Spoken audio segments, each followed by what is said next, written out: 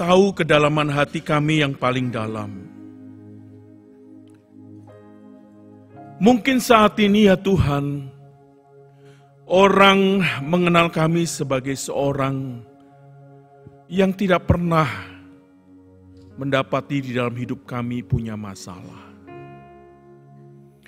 Mereka seringkali melihat kami selalu tersenyum di dalam keseharian. Mereka selalu melihat kami kuat di dalam banyak situasi. Mereka selalu senantiasa melihat keluarga kami baik-baik saja. Mereka selalu senantiasa kami menjadi tampil sebagai orang yang sukses. Sebagai orang yang selalu mengalami banyak kemenangan demi kemenangan. Tetapi sesungguhnya itu kata orang-orang di sekeliling kami. Karena kami dapati kami jatuh bangun di tengah kami tersenyum. Kami juga jatuh bangun di tengah banyak kesuksesan dengan air mata, dengan jerih keringat. Dan di dalam perjalanan itu tidak jarang juga hati kami mengalami banyak goncangan. Hati kami terluka. Walau kami masih menyisakan senyum di mulut bibir kami. Hati kami terluka walau kami masih menyampaikan salam damai dan penuh kasih. Hati kami terluka ketika pun ditanya kabar kami berkata, kami baik-baik saja. Tuhan, pujian, aku berserah. Bukan menunjukkan kami kalah, tetapi sebagaimana kami adanya. Kami mempercayai ada Allah yang luar biasa, yang sanggup mengadakan banyak perkara besar di dalam kehidupan kami. Yang hari ini masih menunjukkan kasih setia dengan memimpin, menyertai, melindungi, menyediakan yang kami perlukan. Tolong kami Tuhan, pagi ini kami mau belajar firman-Mu. Yang pastinya firman itu meneguhkan kami untuk berjalan meski kami pelan. Yang meneguhkan kami untuk berjalan meski kami kadang tersandung dan terseok-seok. Dan kami tetap berjalan bersama-Mu. Firman-Mu meneguhkan kami. Tolong kami menjadi orang yang dengar-dengaran firman ya Tuhan. Kami menyerahkan di dalam nama Tuhan Yesus. Kami berdoa. Amin. Silakan duduk jemaat yang dikasihi oleh Tuhan.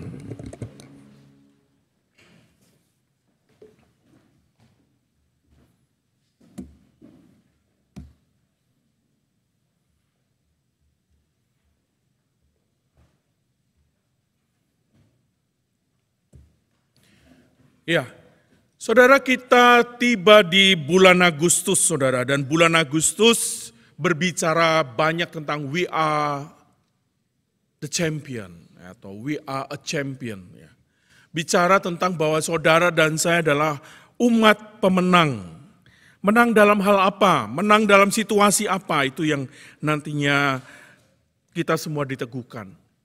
Saudara, di minggu yang pertama, saudara pasti menyimak dengan baik tentang bagian firman Tuhan yang meneguhkan bahwa saudara dan saya adalah orang-orang yang di dalam kemenangan itu, saudara dinyatakan, diteguhkan tentang identitas saudara dan saya.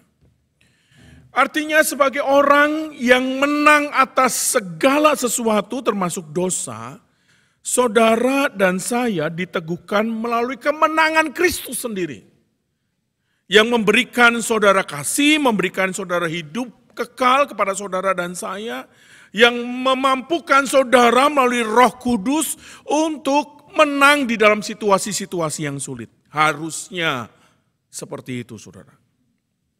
Sehingga di dalam banyak hal orang percaya harus menjadi orang yang kuat di dalam banyak situasi-situasi. Kalau saudara perhatikan kenapa ilustrasi dari cover gembala itu, saudara kalau melihat di sana ada gembala, ada domba yang kemudian bayangan besar itu tentang ada singa dari Yehuda. Sebagai ibaratnya bahwa meskipun kita ini adalah domba, kita itu adalah pemenang di dalam segala situasi. Saudara perhatikan menarik. Ada hal-hal yang sedang ditekankan di sana. Sebagai orang yang punya identifikasi orang percaya, artinya saudara harus memiliki kehidupan-kehidupan yang layaknya sebagai orang percaya. Seperti apa? Nah, kita mau belajar bersama. Dari 1 Samuel 1, saya akan membacakan bagi setiap kita mulai dari ayat yang pertama sampai dengan ayat yang ke-20. Saya akan membacakan, saudara boleh menyimaknya. Demikianlah firman Tuhan. Ada seorang laki-laki dari Ramataim, Sofim, dari pegunungan Efraim.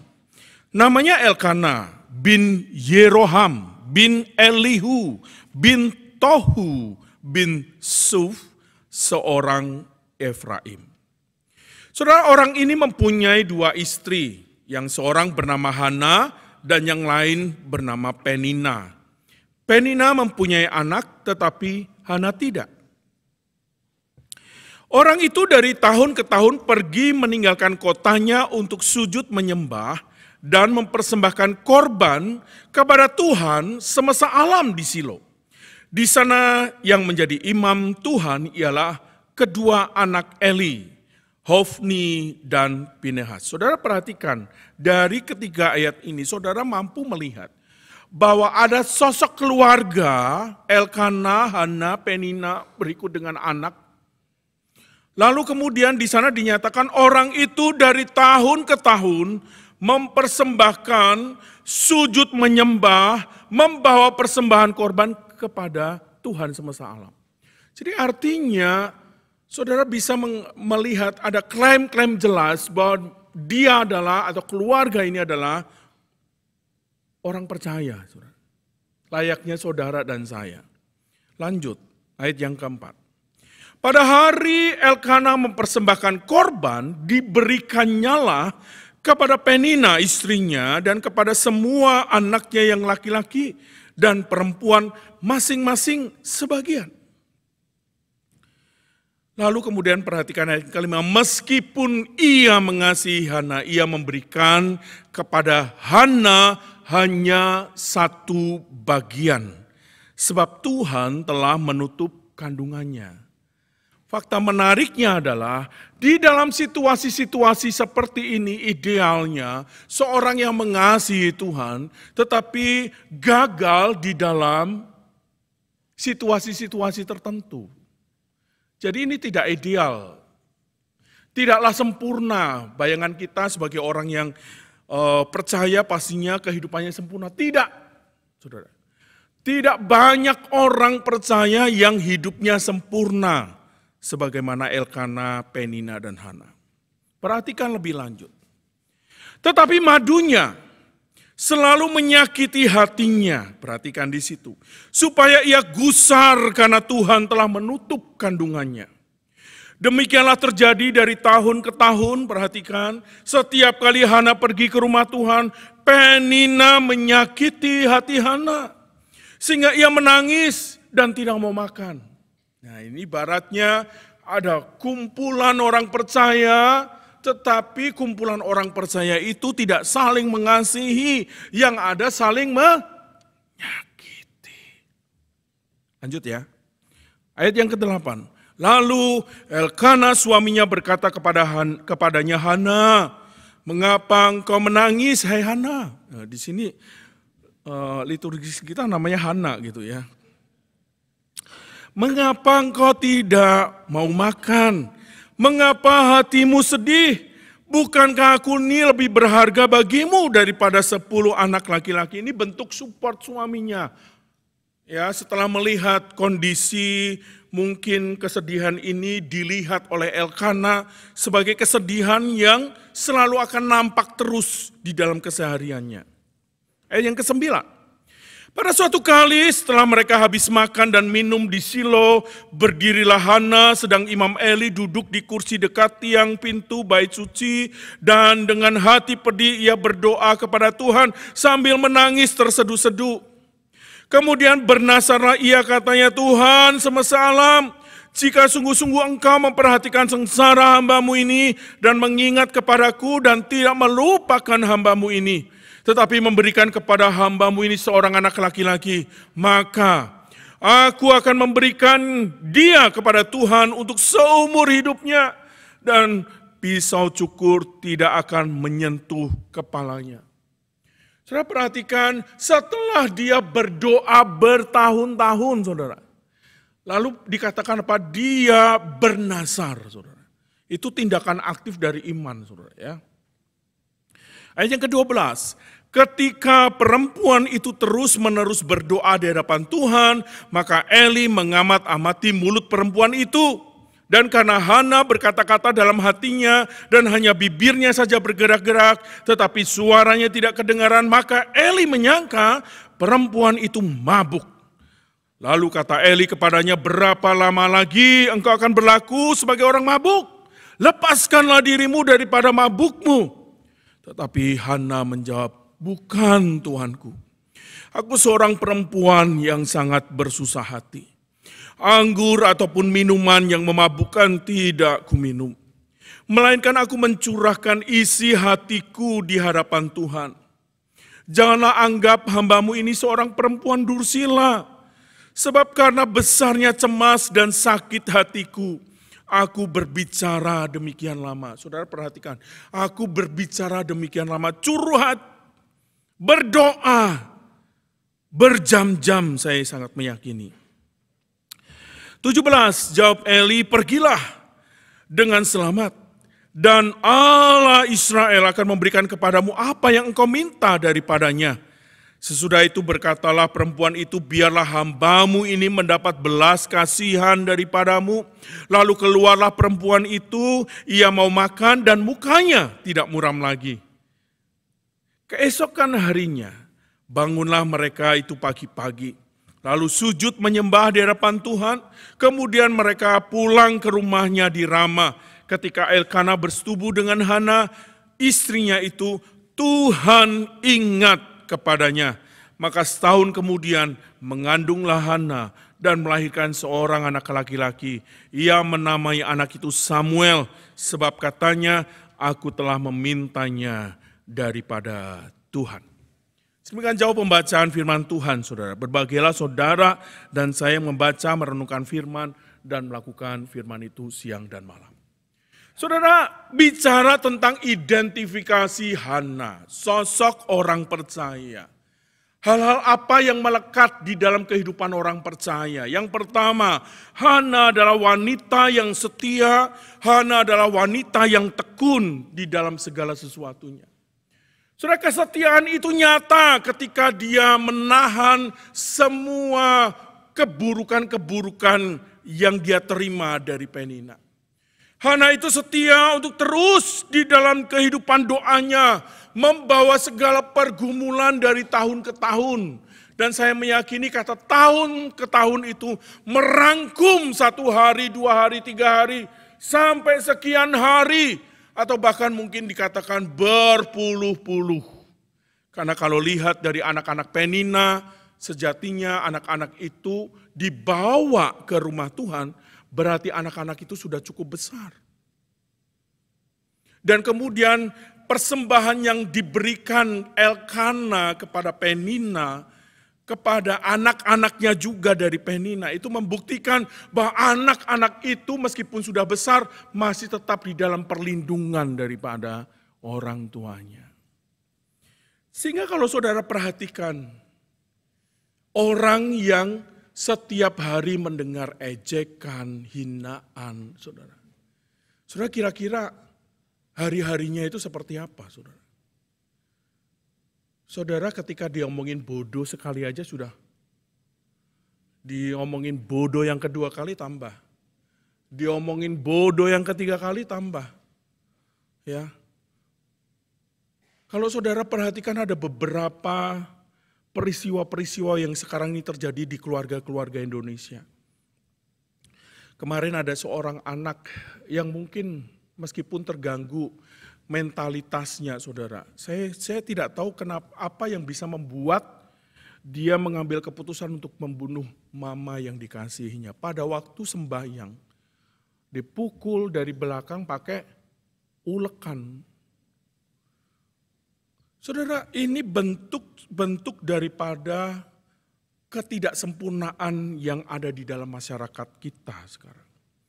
Nah, perhatikan Hana ketika mengalami peristiwa-peristiwa itu dan pengalaman-pengalaman pahit setiap harinya, dia tetap setia, dia tetap tekun. Saya sangat meyakini dia nggak ngeluh di hadapan Elkana, karena tidak dicatat dia ngeluh sama Elkana. Dia hanya cuma menangis dan menangis. Sehingga kemudian Elkana menghiburnya. Di situ dikatakan apa? Mengapa engkau menangis? Mengapa engkau tidak mau makan? Itu adalah bentuk wujud dari hal-hal yang semakin mengerucut di dalam pengalaman-pengalaman Hana, saudara. Saudara, Hana yang setia dan tekun itu, Hana yang sedang menghadapi kesedihan yang amat dalam. Saudara, apa yang dinyatakan di dalam firman Tuhan tadi jelas, Hana mengalami kesedihan karena ketidakmampuan memiliki anak ia. Dia ditutup kandungannya. Di dalam masyarakat Yahudi, orang yang tidak memiliki anak itu dianggap sebagai pembawa aib di dalam keluarga. Artinya di dalam bukan hanya dia merasa sedih, dia tidak bisa punya anak, tetapi di dalam singgungan tekanan sosial pada waktu itu, ketika dia pergi keluar rumah, ketika dia melakukan aktivitas-aktivitas yang berkaitan dengan relasi sosialnya, dia tidak kemudian mendapatkan sahabat yang baik. Pernah gak sih kepingin berteman tapi gak ada yang mau berteman dengan dia? Karena dianggap sebagai pembawa sial. Saudara, saya punya teman pada waktu saya SMP SMA, saudara. Dia curhat kepada saya, setiap kali keluarganya itu marah-marah sama dia. Dan dia selalu dikatakan sebagai anak sial. Saudara, kenapa? Saya tanya, kenapa papamu ngomong gitu, mamamu ngomong gitu? Karena dia memang mendapati setelah dia lahir, keluarganya yang jaya, keluarga yang dulunya berhasil, lalu kemudian lambat laun mulai semua pendapatannya hilang, perusahaannya mulai satu-satu bangkrut, dan lain sebagainya. Saudara, di tengah situasi situ, lalu kemudian diambillah keputusan bahwa dia harus disingkirkan dari keluarga itu.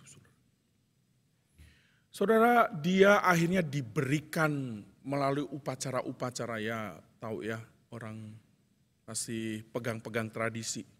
Diberikanlah sama adik dari papanya ya. Lalu lucunya saudara, ini lucu tapi nggak lucu sih sebetulnya. Setelah diberikan, keluarga dari papanya, adik papanya ini juga mengalami perlambatan di dalam segi finansial.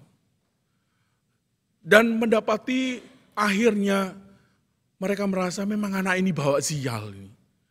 Sudah dikasih ke saya pun malah yang kena sial sekarang. Sudah, puji Tuhannya adalah anak ini sampai dengan hari ini jadi anak yang takut Tuhan. Saya nggak tahu pengalaman-pengalaman pribadi apa yang pernah dia alami karena kami berpisah setelah SMA, saudara.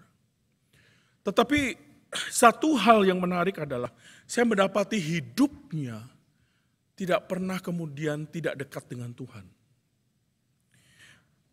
Kesedihan yang mendalam dia mendapati penolakan dari keluarganya sebagai anak yang sial. Ketika kemudian dia dibuang, dia diberikan kepada keluarga yang lain pun, keberadaannya pun dianggap sebagai pembawa sial. Saudara, apa yang bisa kita lakukan ketika kita mendapati situasi itu, saudara? Ya, saya sebagai temannya saya bilang, ya saya doain. Dan menyerahkan masalah kepada Tuhan itu salah satu dan satu-satunya yang harus kita kerjakan sebetulnya. Hana di dalam situasi-situasi sulit, dia tidak kemudian ngamuk sama Penina, dia mungkin jambak-jambak Penina, kamu madu kurang ngajar ya, berani sama ratu di keluarga ini gitu kan. Itu kalau sinetron saudara ya. Yang ada adalah Hana itu hanya menangis dan berdoa. Dia membawa dan menyerahkan masalahnya kepada Tuhan. Ia menyerahkan segala persoalan-persoalannya dengan imannya. Tuhannya tidak akan pernah meninggalkan dia. Dan itu poin penting bagi saudara dan saya sebagai orang yang sudah ditebus oleh Kristus. Ketika ada persoalan-persoalan yang datang bertubi-tubi, saudara tidak kalah, saudara menyerahkan masalah kepada Tuhan.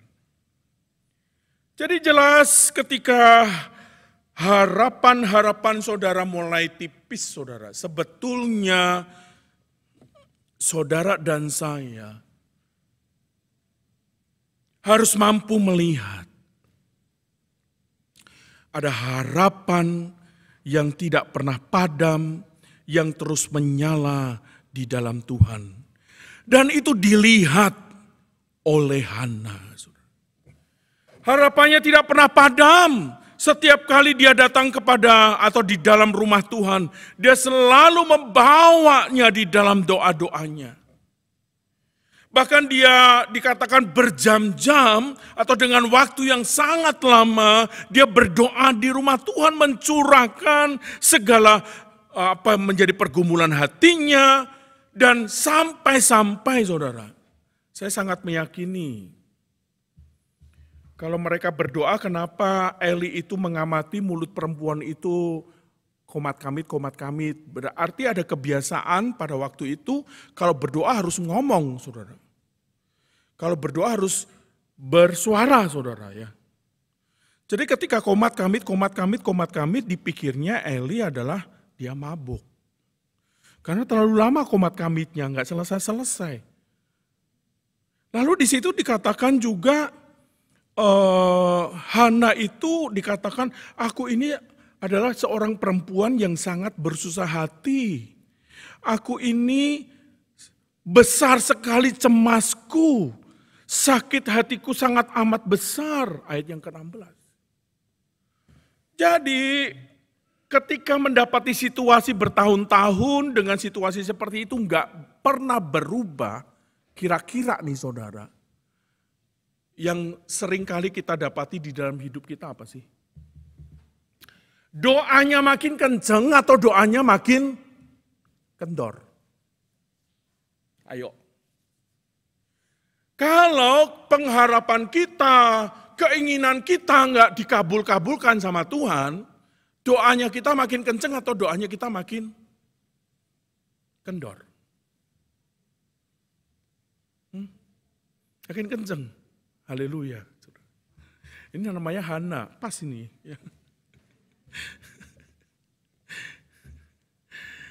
Saudara, kadang kita merasa dapati bahwa semakin kita menjalani kehidupan gak berubah, saudara dan saya ada banyak orang yang juga memberikan kesaksian, gak salah, doa kita makin kendor. Apa ini bukan kemauan Tuhan? Apa ini saya memang rencananya Tuhan seperti ini? Ya sudahlah, kalau ini menjadi bagiannya rencana Tuhan. Tetapi apa yang disaksikan oleh Hana itu seperti perumpamaan yang pernah diceritakan oleh Tuhan Yesus. Seperti orang yang kemalaman di tengah jalan mau menginap karena di sana kedapatan ada rumah sahabat atau temannya. Dia gedor pintu malam hari, nggak dibukain, dia ketuk terus pintu itu, nggak dibukain, dia ketuk terus pintu itu sampai budek yang punya rumah. Dan yang punya rumah bukain pintu. Saudara, itu ibaratnya, ya, Tuhan kan bilang, mintalah maka akan dibukakan. Kalau minta belum dibukain, gedor terus saudara. Itu salah satu resep yang diberikan Alkitab loh saudara. Jadi doanya jangan bikin kendor, tapi doanya tambah kencang. Kalau bisa saudara sharingkan ke teman komsel saudara. Tolong doainnya. Biar tambah yang banyak doa. Benar nggak?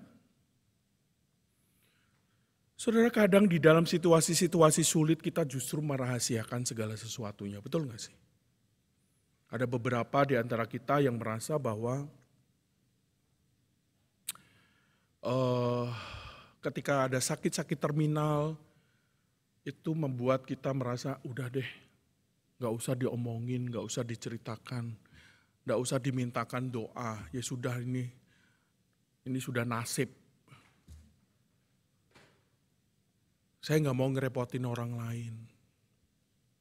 Tetapi justru kekuatan kita itu datangnya dari sana, sumber kita itu untuk kuat menjalani hidup datangnya dari doa. Doa itu bukan hanya ceritanya adalah saudara akan dijabah, saudara akan dipulihkan, saudara akan disembuhkan, kemudian usaha saudara akan sukses, bukan. Tetapi sampai dengan hari ini, saudara bisa kuat berdiri, itu semua karena doa. Percaya enggak? Saudara, ada banyak orang yang mungkin pada waktu saudara bergumul amat sangat, ada orang yang menyebut nama saudara di dalam doa. Dan saudara menjadi kuat. Jadi saya sangat meyakini saudara, kesedihan Hana, luka batin yang amat dalam, bisa saja membuat saudara makin depresi. Makin tidak lagi mau menerima kenyataan-kenyataan pahit. Tetapi Hana satu hal yang dilakukan, yaitu dia mau mengaku, Tuhan aku pahit hatiku. Aku sesek hatiku. Aku cemas hatiku. Pernah enggak langkah pemulihan yang paling utama untuk dapat kemenangan adalah saudara berani ngaku di hadapan Tuhan. Kata tadi loh lagu, aku berserah, aku berserah. Meskipun mujizat Tuhan tidak terjadi saudara, meskipun kesembuhan yang kita minta tidak pernah ada dan terjadi, pada Yesus Juru Selamat aku berserah. Saudara, itu yang dikehendaki oleh Tuhan dari apa yang kita saksikan melalui pengalaman Hana. Yang penting, yang perlu ketika menghadapi penderitaan saudara, kedepankan keteguhan iman saudara dengan terus melanjutkan doa-doa yang tak berkeputusan. Bahan bakar utama untuk terus berdoa itu bukan hal-hal yang lain, cuma satu, iman yang diletakkan di dalam Yesus itu bahan bakar utamanya. Sampai seperti Hana keluar nggak ada suara pun. Tetapi Tuhan mendengar. Saudara, mungkin hanya air mata yang terus keluar. Mungkin hanya jantung yang berdebar-debar saja. Mungkin hanya situasi-situasi yang buruk dan saudara hanya cuma merem.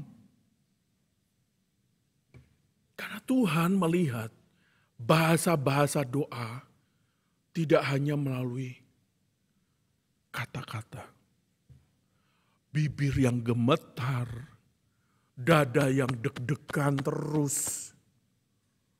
Pikiran yang gak bisa bobok karena bobok pikirannya kemana-mana. Bawa semuanya di hadapan Tuhan. Tuhan, aku gak bisa tidur. Besok aku makan apa? Besok itu si tukang juru tagih itu datang. Anak saya belum bayar SPP. Anak saya lagi sakit. Butuh biaya. Jelang kelahiran tak ada tabungan. Saudara, semuanya ini bawa di hadapan Tuhan. Iman saudara akan terus bekerja. Iman saudara akan memberikan kemenangan di dalamnya. Karena ketika saudara terus menggedor rumah Tuhan, saudara menggedor pintu surga, maka akan dibukakan. Jadi selain kesetiaan karena iman saudara, maka pemulihan itu akan dinyatakan oleh Tuhan menurut rencananya. Saudara yakin kalau Tuhan itu memberikan yang baik dan yang terbaik? Saudara juga lihat kelahiran Samuel itu mendatangkan berkat. Ada orang ketika terpuruk berdoa, ketika sukses lupa. Banyak ya. Begitu juga dengan Hana, bisa gak sih? Ketika dia gak punya anak doa, sudah mengandung. Lupa sama janjinya. Bisa gak? Loh, ini anak yang dikasih cuma satu. Lalu aku serahin. Saya kebayang gak? Yang terjadi adalah mungkin ada simpang siur, pergumulan-pergumulan di dalam hatinya Hana, tetapi itu tidak pernah muncul. Hana berkomitmen dan tetap berkomitmen setelah putus menyusui, saya akan antar anak saya ini ke rumah Tuhan. Saya akan serahkan dia kepada Tuhan. Karena dia sudah mendengar doaku. Sudah menjadi pemenang bukan hanya ketika saat saudara itu mencicipi kemenangan. Tetapi pasca mencicipi kemenangan, apakah saudara tetap di dalam Tuhan? Itu yang paling penting. Karena pasca kemenangan akan menghadirkan banyak kelimpahan. Pasca kemenangan akan membuat saudara merasa berada di tempat ketinggian yang paling tinggi. Sukses di atas segala-galanya. Dan akan ada banyak pencobaan-pencobaan di sana. Tetapi pasca dari semuanya itu, apakah saudara tetap meyakini Tuhan yang luar biasa itu adalah Tuhan saudara? Saudara, kemenangan yang sejati itu bukan terujinya ketika saudara dalam keadaan yang rendah. Tapi ujian yang paling besar justru ketika saudara dibawa Tuhan melambung tinggi sampai ke atas. Dan kemudian saudara mulai melupakan Tuhan. Saudara berani enggak meyakini bahwa kemenangan Hana bukan soal punya anak. Tetapi bahwa ada rencana Tuhan yang berjalan tepat waktu. Yang berjalan dengan sempurna. Anak yang dilahirkan menjadi berkat. Anak yang dilahirkan menjadi berkat, sosok nabi, sosok imam, yang mengurapi raja-raja di Israel. Sudah tahu Raja Saul, raja pertama yang mengurapi Samuel. Siapa yang mengurapi Raja Daud penggantinya Saul? Samuel. Saudara, mereka itu adalah orang-orang yang melalui Samuel diteguhkan, dipercaya untuk menjadi pemimpin. Mari saudara, tekunlah di dalam doa saudara. Utamakanlah dan tempatkanlah iman menjadi kekuatan yang paling utama dengan menyerahkan segala sesuatunya di hadapan Tuhan. Karena sesungguhnya kita akan beroleh kemenangan di dalam tiap-tiap ujian itu. Bawalah di dalam doa, utamakanlah iman di dalamnya. Saudara, mari kita teduh sejenak di hadapan Tuhan.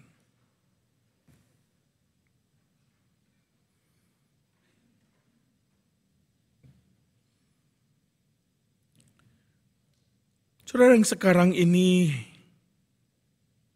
bergumul tentang banyak hal. Terutama di tengah situasi-situasi yang sangat sulit ini. Di mana perekonomian di Indonesia sedang tidak baik-baik saja. Di mana pekerjaan dan upah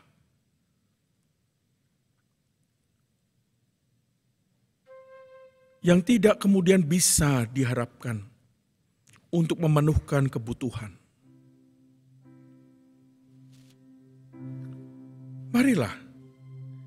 Marilah terus berdoa dan memegang teguh di dalam iman. Karena ada pengharapan dan kekuatan yang rohani yang nampak di sana. Saudara, Kristus sendiri memberikan teladan yang sama. Ketika dia hatinya goncang, ketika dia takut dan gentar memasuki jalan salib itu. Dia berdoa dengan sungguh-sungguh di hadapan Tuhan. Sampai kemudian keringat dan air matanya berubah menjadi titik-titik darah. Karena begitu amat berat yang dirasakannya. Sampai di Lukas dan di Yohanes juga diceritakan ada sosok malaikat yang menopang dia, yang menemani dia, yang menguatkan dia. Saudara, pagi ini, siang ini tuh, saya undang saudara untuk berani berkata, aku berserah. Katakan saudara, aku berserah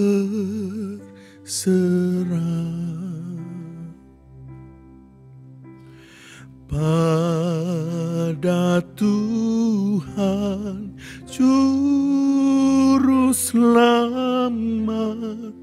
Aku berserah. Saudara, dengan iman boleh menaikkan pujian ini. Aku berserah.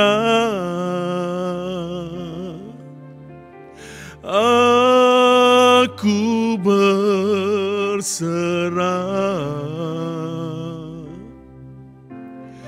pada Yesus Juru Selamat. Aku berserah. Yang saat ini sedang mengalami kelemahan tubuh, pegang tubuh saudara dan katakan, Tuhan, sembuhkanlah sakitku, sembuhkanlah penyakitku. Jika saudara sekarang ini juga mengalami pahitnya hati karena terluka sentuhlah hati saudara, dada saudara, dan katakan, Tuhan, pulihkan aku, pulihkan aku. Yang sekarang ini jatuh di dalam banyak pencobaan, katakan kepadanya, Tuhan ampuni, layakkan, berikan hikmat-Mu ya Tuhan. Serukanlah di dalam hati saudara.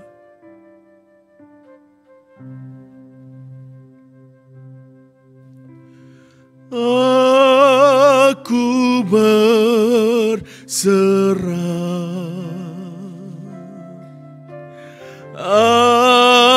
aku berserah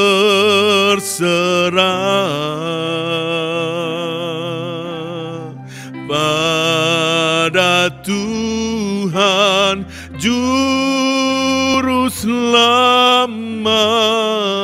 aku